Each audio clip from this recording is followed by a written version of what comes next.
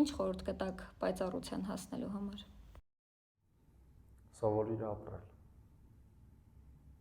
սրտով։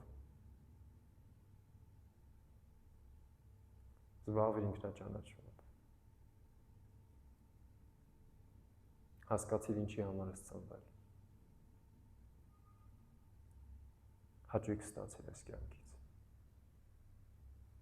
Հաճույք ստացիր քո դասերից։ Հաճույք ստացիր եւ ուրախությունից, եւ տխրությունից։ Եվ դա հատուկ է միայն հաճող մարդուն։ Ով ինչ-որ միտեղ գիտակցել է, որ աճելու ընթացքում կլինեն վայր ու վերումներ,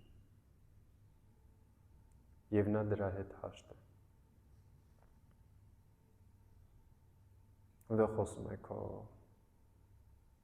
հոգևոր աճի մասին։ Եվ դա հոյակապ է։ Եվ դա